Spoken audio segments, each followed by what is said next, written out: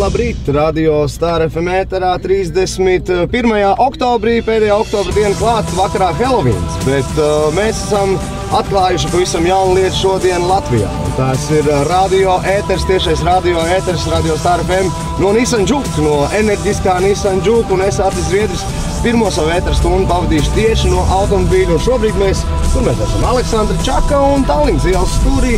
Dodamies un satiksme izskatās visnotaļ raitā, tas nozīmē, ka šajā posmā centrā noteikti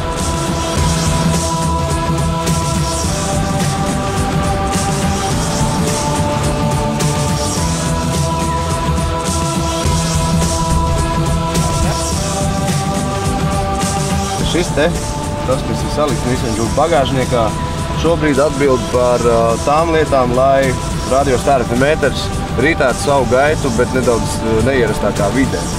Un mēs šodien pārvietojamies ar Nissan Juke automobīlu un paralēli es vadu Radio Star FM ēteru tiešajā ēterā, lai viss it kā ritātu pa vecam, bet tomēr būtu nedaudz sārāk.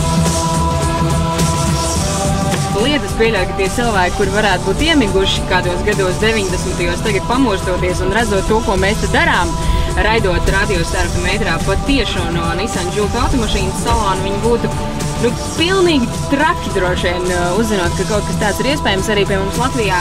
Tā ir pirmā reize, mēs esam pionieri, kā jau arī tu minēji pirms dažām stundām. Es domāju, ka pabraukāsimies pa Rīgas ielām, pagaidām vēl esam stacionāri, tā teikt, jo pielabojām pēdējās tehniskās nianses.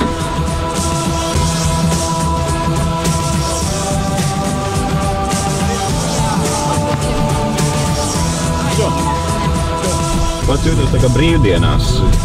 Tā kā jaukā izbraucienā ar Nissan Juke, kaut kā man šajā laikā būtu jau gandrīz jābūt darbā. Atceries to, ka tu vairs nebūsi pirmais. Jo Radio Star FM ir, zini kurš? Pirmais Radio Star FM. Kopā ar Nissan Juke, protams, bez variantiem vispār.